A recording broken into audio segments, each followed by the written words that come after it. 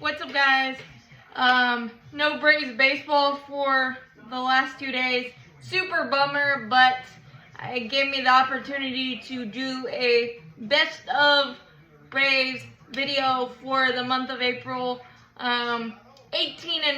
This is probably one of the best months, first months of the year we've had in, I want to say, since probably 2014, because we like to get out of the gate slow. This year, different story. So MVP, batting, Ronald Acuna Jr. doing Ronald Acuna Jr. things. Third in MLB in batting average at 352, 38 hits, 13 stolen bases, a bajillion runs. That's a technical term, but 4 homers, amazing web gym defense. So Ronald Acuna Jr. is the batting MVP for the Braves month of April.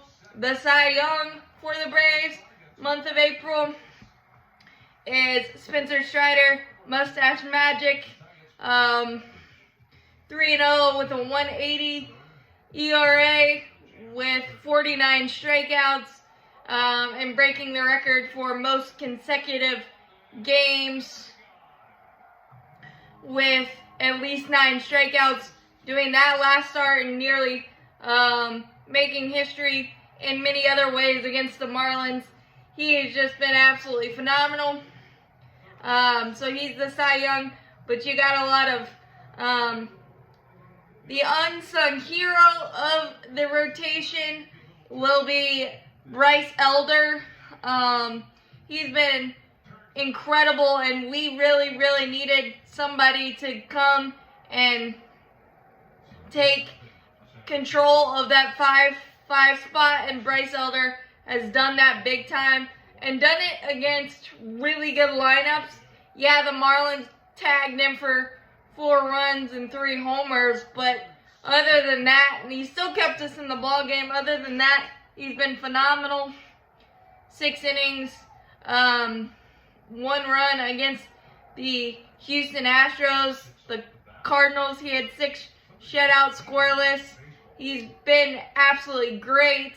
And maybe it's because he didn't have the beard this year, but for the extra goodness, I don't know. But for a spot that was up in the air and he didn't really have a great spring, he's kind of put a stranglehold on that 5 spot.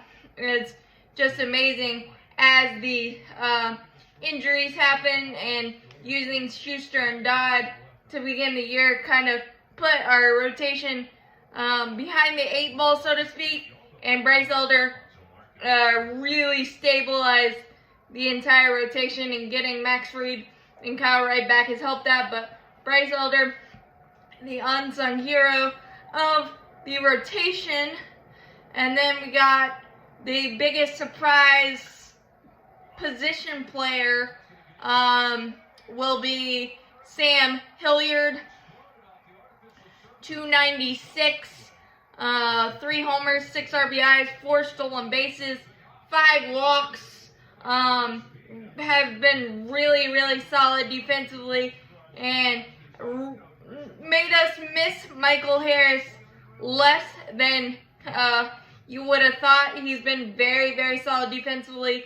Web gem plays, robbing Manny Machado of a 2-run blast, really good diving plays, and his bat has been a lot better than any of us could have expected. 2-homer game the other night, and he's got some extra beef in that bat that I was not aware of, and Coors Field has nothing to do with it. So Sam Hilliard, the unsung best surprise position player so far.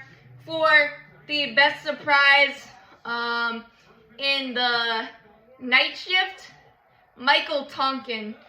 So awesome. His story coming back and waiting his turn in the minor leagues.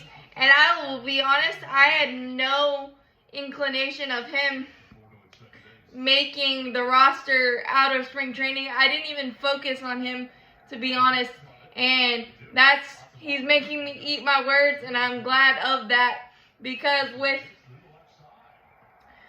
the injuries to the rotation and using Schuster and Dodd, he has been incredibly important. The long man, and some mop-up type of innings when we're winning, and he's been absolutely incredible. We should have realized it when he took about 2 2/3 scoreless opening day when Max Fried went out with his hamstring injury. But overall, 2-1 record with a 2.51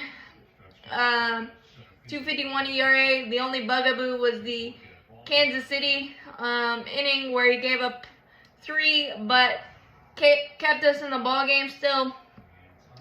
And 13 strikeouts and 14 in the third, and just being able to be that bridge to our better guys, and with the injuries to the bullpen, accepting a bigger role has been absolutely huge.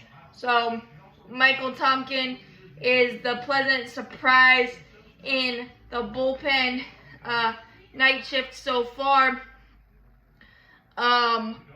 The biggest disappointment offensively, position player wise, obviously Marcell Ozuna, 6 for 56 with I believe it's 12 walks. I didn't look at the numbers, but he did have 12 walks is a positive thing, and he's had a few productive outs here or there, but hitting under 100 at the end of the first month of the season, not ideal there at all.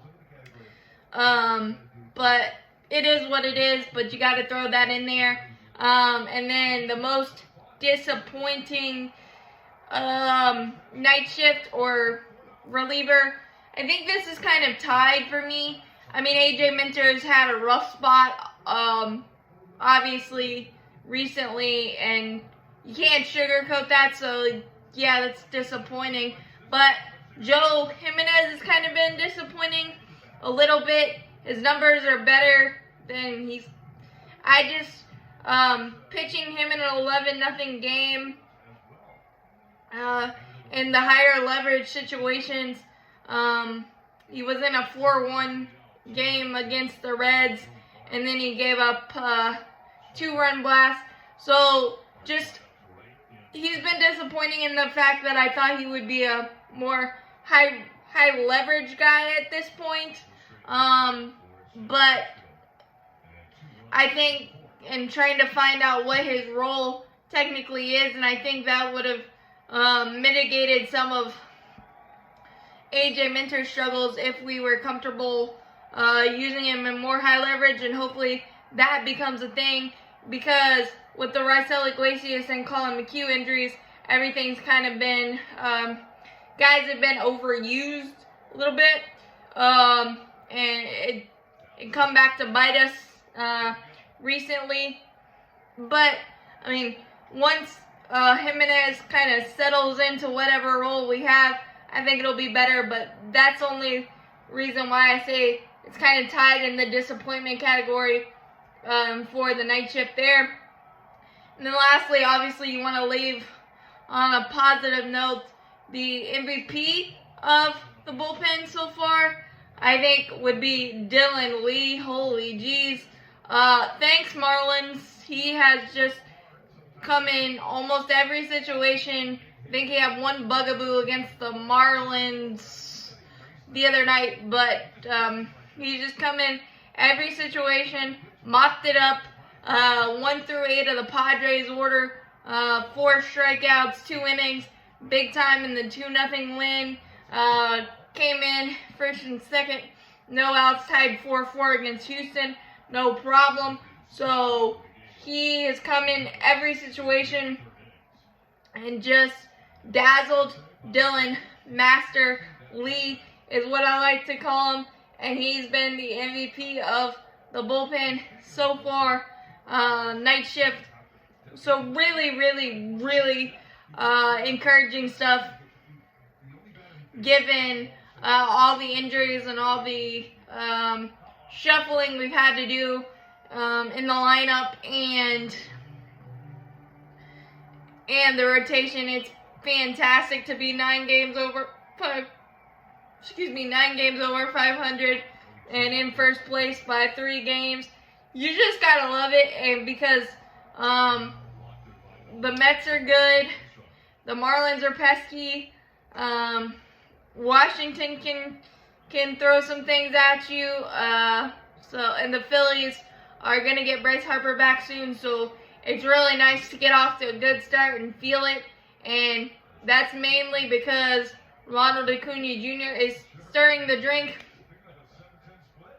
and just really, really excited about everything, and Sean Murphy coming in and doing what he's done, especially with the Travis d'Arnaud injury.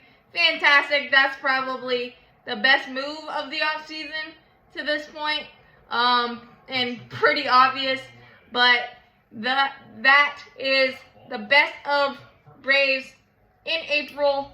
Best and things you would like to see improved, but really, really a good start, and hopefully we just continue stacking the W's and building our lead in the NL East, because it's going to be a hard, fun fight, and I can't wait to see how this thing plays out, but hopefully it's number 6 straight NL East Division title and a deep run in October. But as always, go Braves.